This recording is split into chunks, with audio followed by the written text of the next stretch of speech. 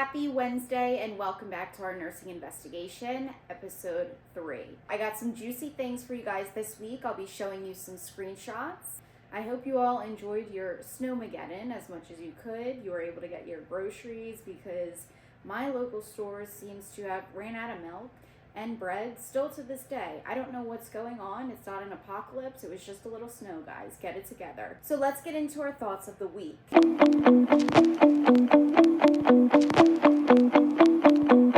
When somebody is already down, escalation just doesn't feel like a resolution to me.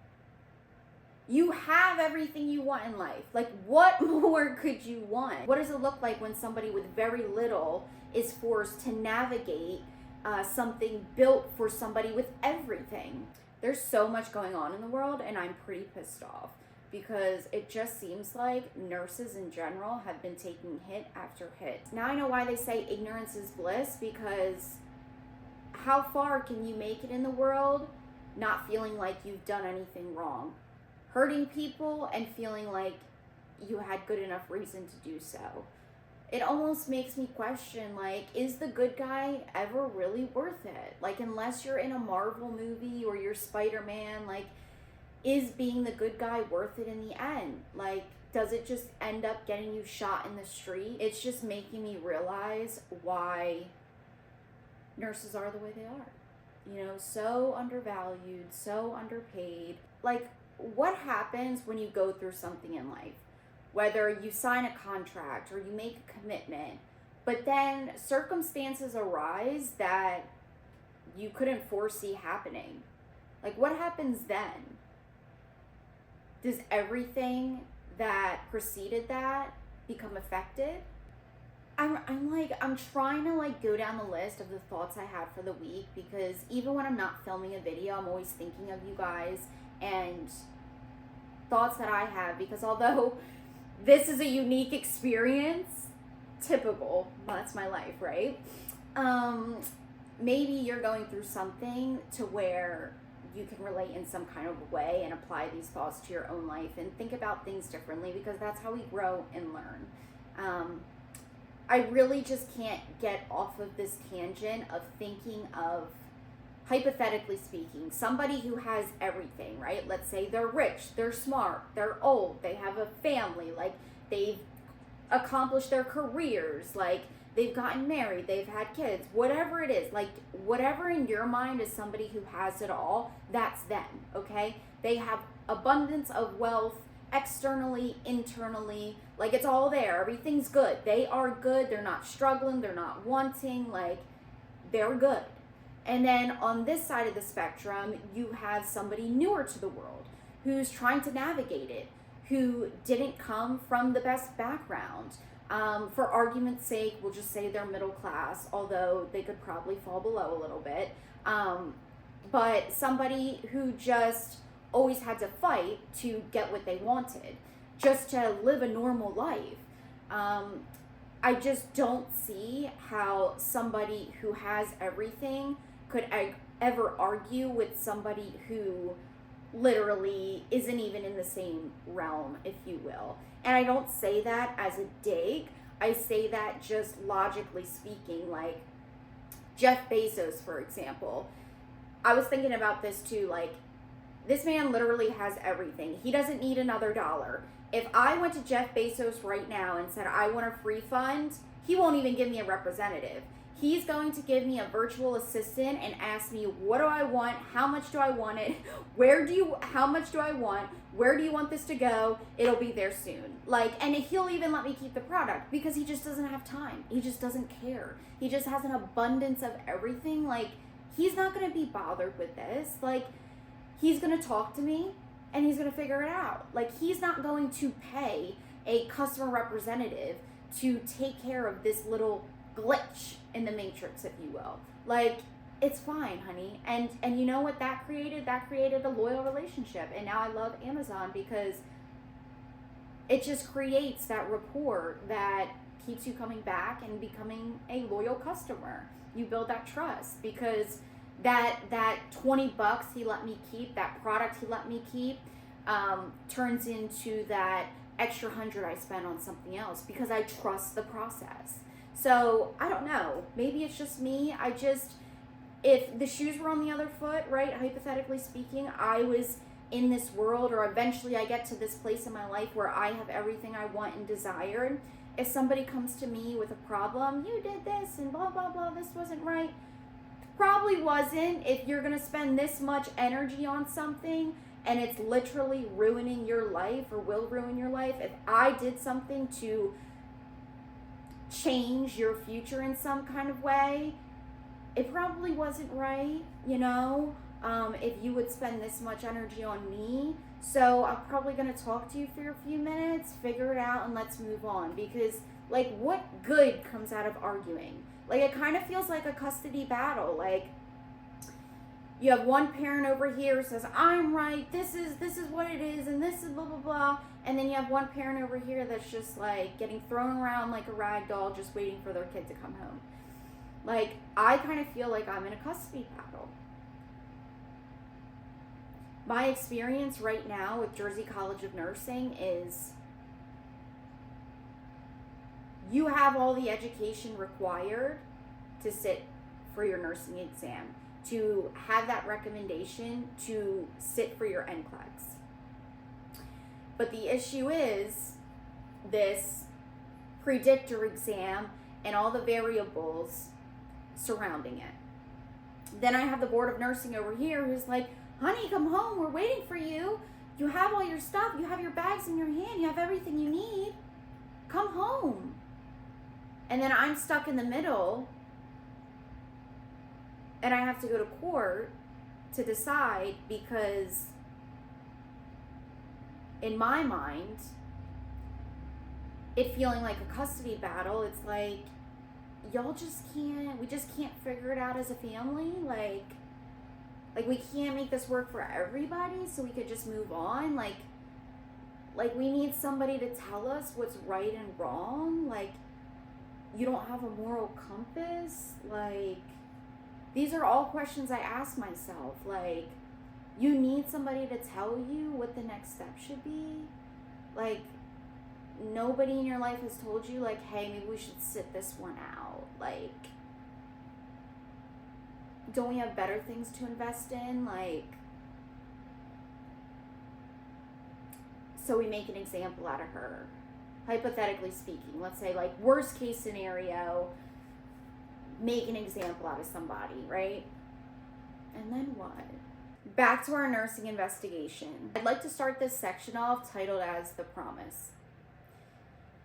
Let's go back to when I was about 20 years old. Never been to college, never signed a contract, didn't know how the real world works. I'm going into the world thinking, I'm doing what I was told to do. Yes, I had a child young. Yes, I'm a single mom now. Right out of high school, I'm waitressing. I'm like, this isn't sustainable. Welfare isn't sustainable. How do I get off this? How do I better my life?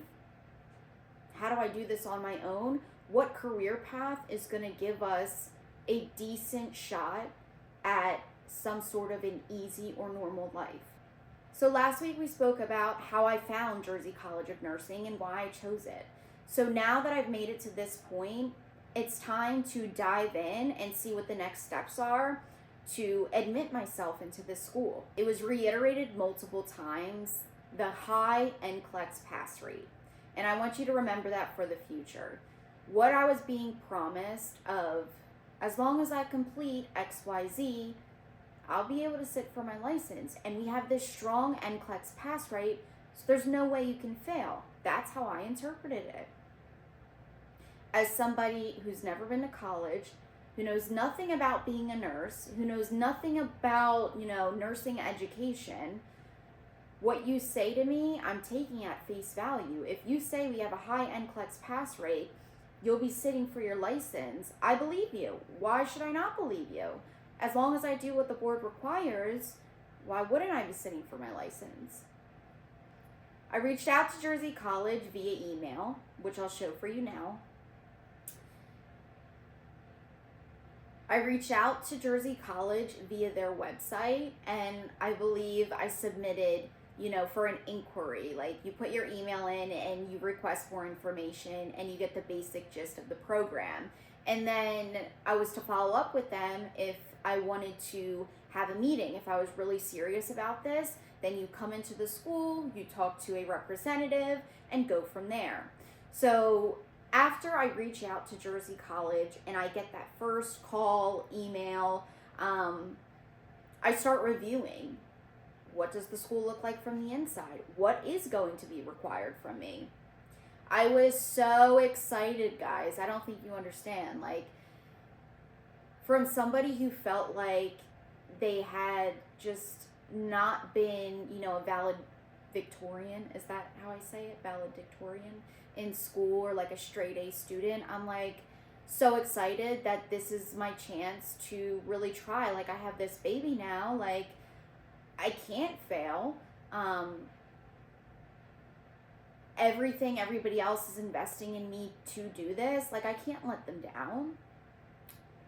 So I was so excited with the fact that this was going to be the turning point, that this was going to be my way to give back, not only to the world, but my family and my child, who's dealt with so many of my struggles, that if I could alleviate financial struggles for her in her life, maybe that's a somewhat of an apology in making things right. If I can alleviate at least one stress for the entirety of her life. My mother, she was also not doing well. She developed cirrhosis and she started to lose it. And I really wanted to take care of her. I thought that was my responsibility, still feel like that. So I was like, I'm sorry this happened to us. If you don't know my story, it's a few videos down on what happened to us. But I just felt like, sorry this happened, but can I take care of you now? Can that be my way of fixing it? So there was a lot of variables coming into play about why this was so exciting, why this felt like a turning point, and why this was the answer, how much it meant to me.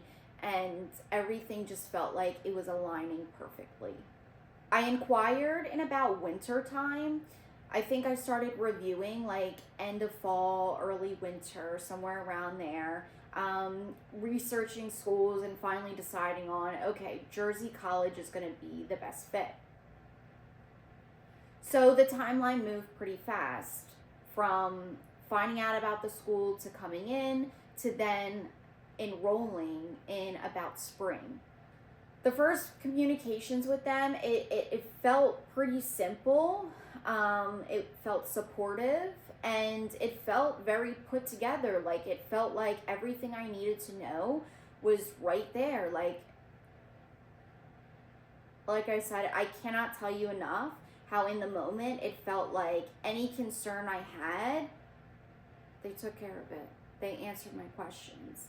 Any roadblock I thought I would face, it was like, we're here to help. You can do this, and we're going to help you do this. Let's get into what that bright picture that was painted looked like to me. I get like a pamphlet or like a PDF, and it kind of explains how the program works. It explains the basics of it all. What you have to do to enroll yourself and continue to stay a student. What's expected of you. So I want to show you something. Just so you know what I'm reading off of, this is the front page of the program outline. This is one of the things that was explained to me. This is one of the things that was given to me, so I knew what to expect. No need to show you the whole PDF, but I just wanted you to get an idea of where I was at that time and what I was seeing and why everything looks so simple. So when you open the course descriptions, for example, I'll show you the first page so you know what I'm referring to. It goes through each of your classes, and I'm like, great, I love this heads up, so I know what's expected of me. I know how to prepare for this. I know if I can do this or not. So for one, you're going to have to take fundamentals of nursing. Based on my research at the time, that's fitting. Like, everybody starts with the fundamentals. That is the foundation of nursing. Your second class is going to be fundamentals of nursing practicum. This is where you're going to develop those hands-on skills, and you're going to learn about safety and legal things and ethical things, you know, basic math skills. This is where you learn to intertwine that mental education with the physical, if that makes sense. Your third class, Adult Nursing 1. This is going to go into the concepts of med-surg, which I know we all hate, but we have to do it. And then there's the Adult Nursing Practicum. This is where we're going to learn other areas like administering medication or care plans, patient and family education. Like, okay, this is all making sense, and the flow works. It's like building onto each skill.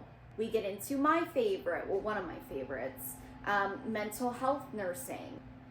And then also my favorite, I learned we were going to be doing maternal and pediatric nursing, prenatal care, postnatal period care, and the growth of conception to newborn to adolescence, all the things that are related to mom and baby.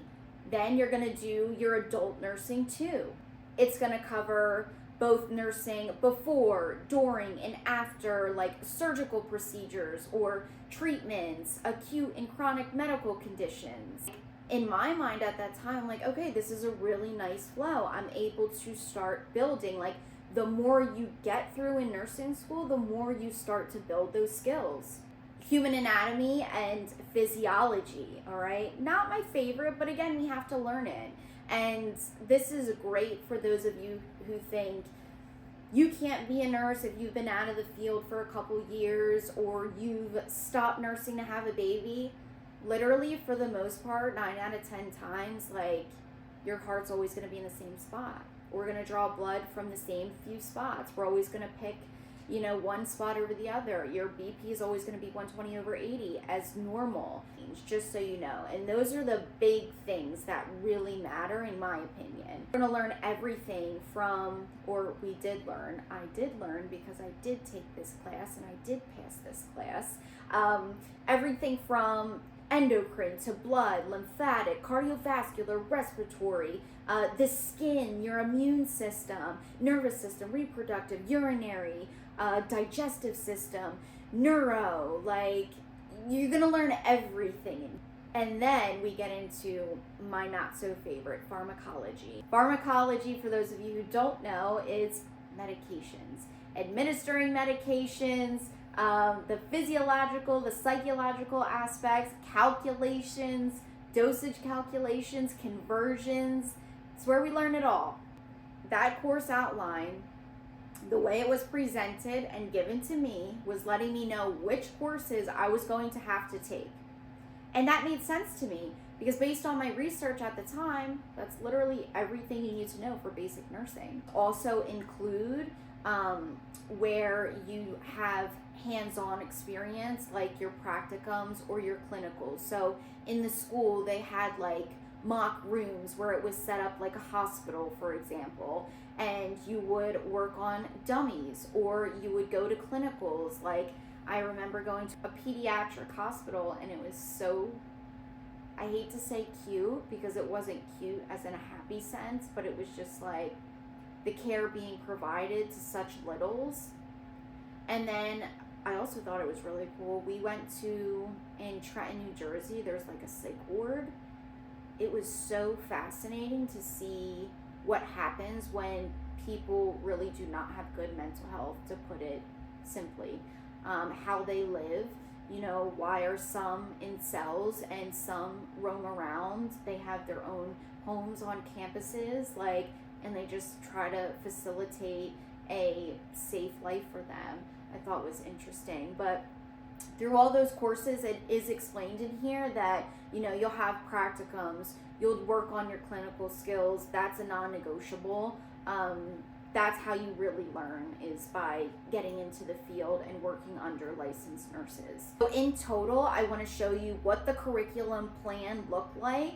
That includes the clock hours and also the clinicals that I was referring to. So right here you can see we have that human anatomy and physiology, the fundamentals of nursing, the practicums, the pharmacology, adult nursing practicum, the mental health nursing, maternal and pediatric nursing, and adult nursing 2 practicums. So everything that was just presented to me had all came together right here, so I could visually see everything I needed to do to get this diploma. It's right here. And this makes sense because at the time with my research, this is what I knew.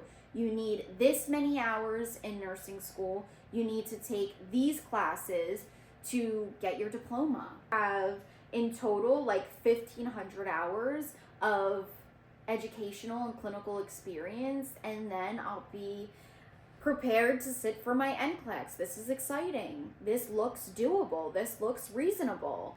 So this is what was shown to me before actually enrolling, which will be our next video. The structure, the classes, the promises, this is what the promise was in my experience. This is what it looked like. You're seeing what I saw then. When after you find out what the school's structure is and you're like, okay, I can do this. I agree to this.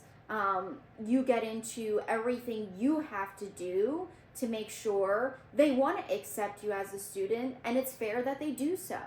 Because just because you want to go to a college doesn't mean they have to accept you, or they will. They have their own set of requirements. So I could love Jersey College School of Nursing so much, but that doesn't mean they're going to take me.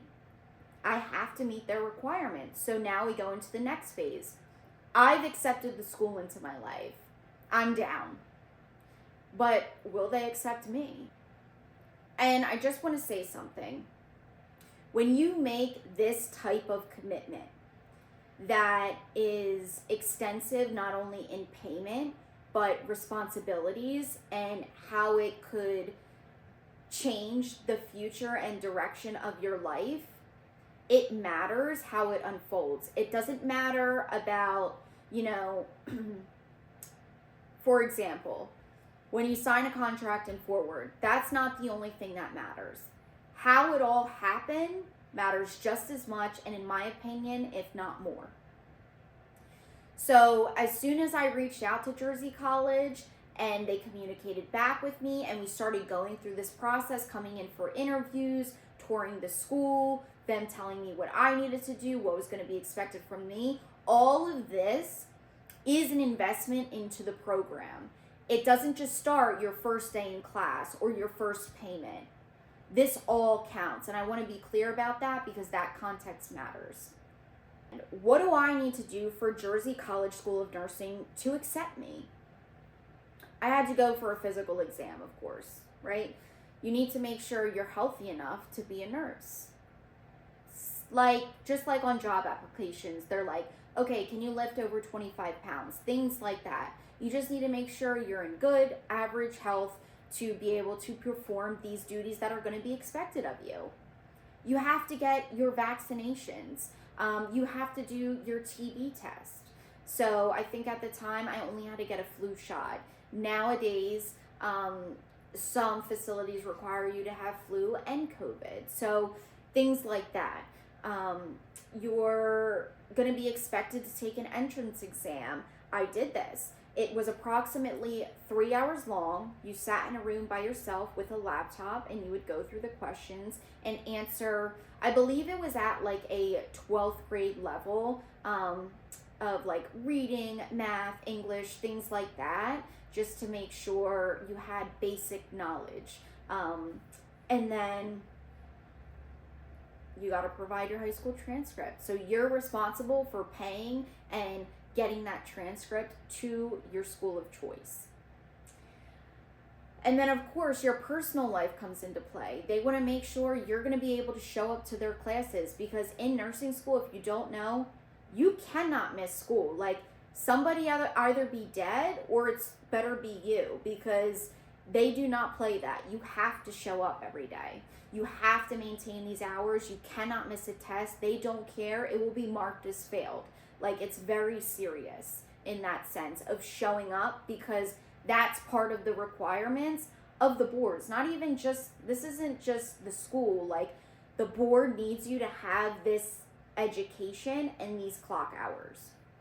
So my personal life includes having a child. What did that childcare look like? We had to go over that. Like, I was going to work all day, then somebody had to pick my daughter up from daycare, and they would watch her through the night for me. And then I would come home and I spent so much time away from her for this. I think that itself speaks to the investment over anything else. And this went on for, months and months and months that I had to do this. I had to pay that extra childcare. I had to, ask for help. I had to change my working hours. I was also losing hours at work at the same time because I now had to leave to go to school. I also was working well over full time. I want to say like almost 70 hours a week, maybe like 60, 70, like a lot, because I was showing up early to try to make up the hours that I was losing if possible. And I also was working in New Jersey because I was like, okay, well, I should have a job that's closer to the school, and the school should be in the middle of where I work and where I live, so it's on the way home. And it was just like so many things went into play when making this decision. You also have to make a deposit, and that deposit was $500. And this doesn't include getting that transcript, doing your physical, your vaccination, like all the things. Your deposit, there was other payments like your entrance exam, miscellaneous things like that. You had to do your financial aid meeting. So, and I'm sure a lot of you can relate, financial aid isn't easy for somebody who has had like a weird life. Your parents are divorced, maybe one works and one doesn't, and you don't talk to this one, they don't know their social. Like, it can be tricky to fill all that out if your parents aren't on top of things like that for you. So that had to be done. They had to make sure I was financially qualified to pay for the program, and whether it be, for me, a portion was out of pocket. I did Pell Grants, and I did the basic like financial aid stuff that I would have to pay back. And that we're going to get into too. I did not forget that part. Paperwork and contracts. This we're going to get into next week, but I just want to be clear about how much of an investment this was before I even got that far, which is a whole nother layer of the cake. So before I was even enrolled, I had already invested time, money, health, clearances, like background checks, things like that, and life planning. So much went into this decision to be enrolled eventually. So much went into this admissions process just for me to even enroll. I believe it shows the commitment on my end and how badly I wanted this and how badly I thought I was going to have it.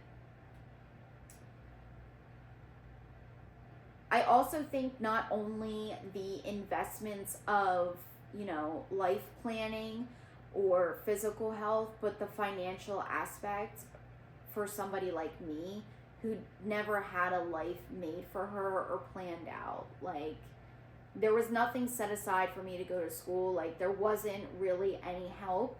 My mom did take me in and let me live under her roof for free, but that didn't last too long because she got sick and passed away. So then I had to rely on other family members to assist. But other than that, like, she was still living paycheck to paycheck herself. Like, this was really on me to facilitate. So when you make a decision like this and you sign up for, let's say, around $30,000 in debt, that's a pretty serious decision. That's not something somebody takes lightly, especially a single mother at that age. So all in all, it did cost about $30,000, which includes a non-refundable fee of, I believe it was $500.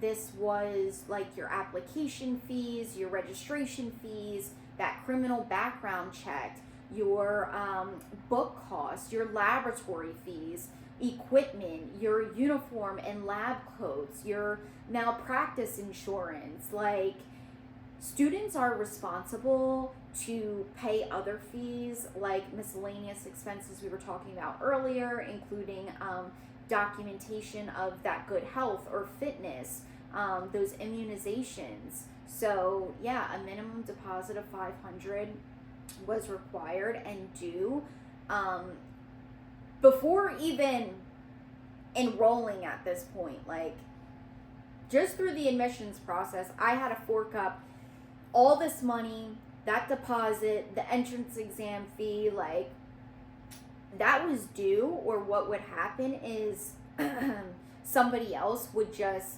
get that spot in front of you, and that's one less spot you have in the class. So you could do all this, but if you don't pay that money, you're not securing a seat even in the building for this cohort or the next. Like, they're not even going to think about placing you, signing anything until you pay up front. Felt like I wasn't just interested, like I was fully invested.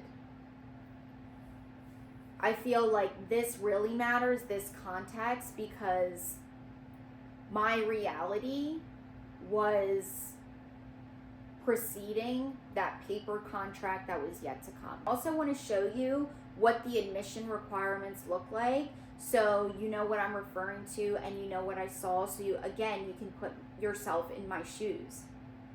Again, here we have first term. This is going to be the process of discussing the fundamentals of nursing and everything that was included in that course. The second term, we're going to do the adult nursing and the pharmacology. In the third term, we're going to do the maternal pediatric nursing and the mental health.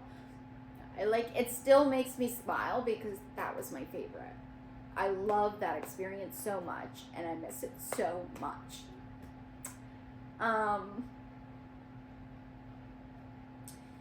And then we get to the fourth and final term. I just feel so bad. Not for like myself now, but then like what I thought was around the corner was so much farther. And I didn't know that yet. So in the fourth and final term, I want you to hear me when I say that. Focusing on providing nursing care for acute and chronic medical conditions that require hospitalization.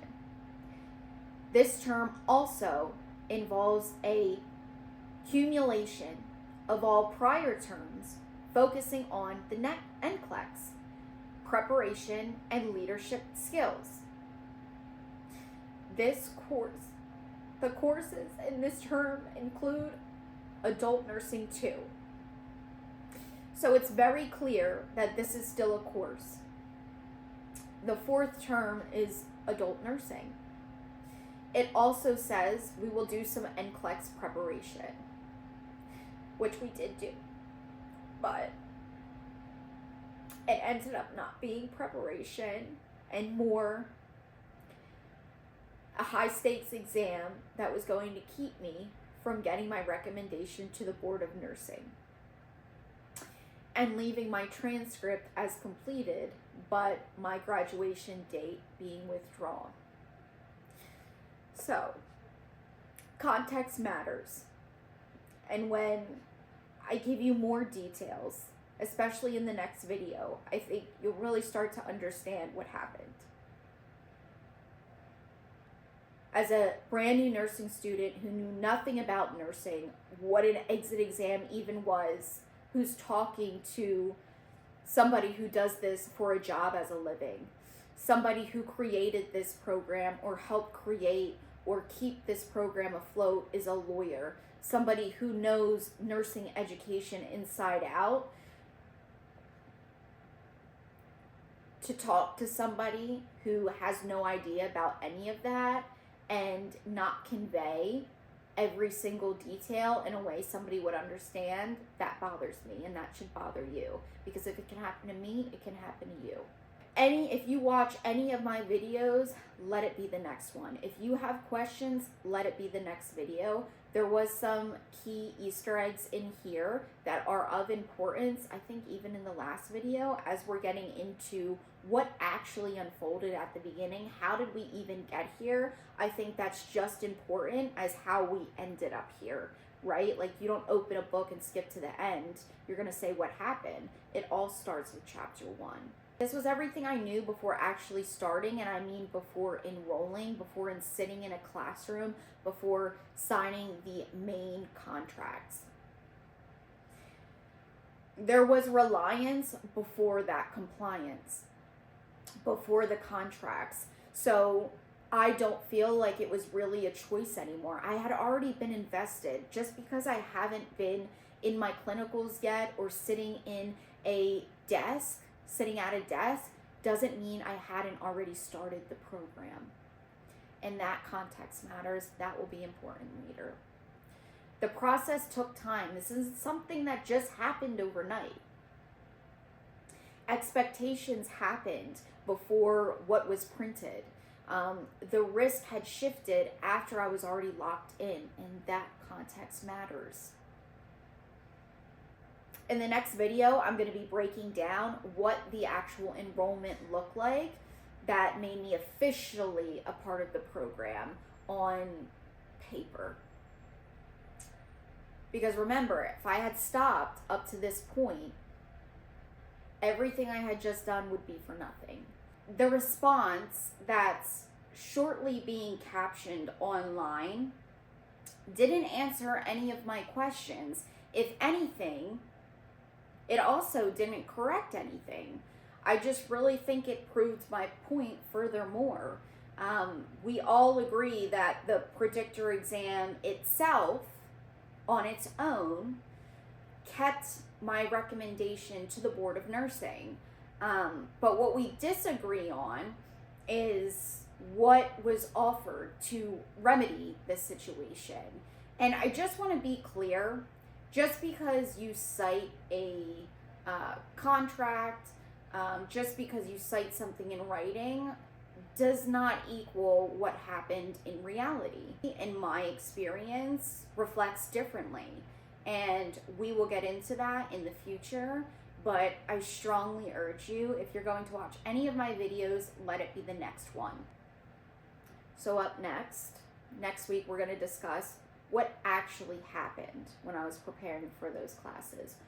What those few days looked like in between signing a main contract and sitting for my first class, or that preparatory class that reviewed what I was going to go through, what I was going to endure, what was going to be expected of me. Because what the admissions office promised didn't equal what the contract required. To me, it didn't match. And that's where everything changed. And that is how you can be an unlicensed nurse. That is how you will end up putting nursing trained in your bio instead of licensed nurse or whatever it is.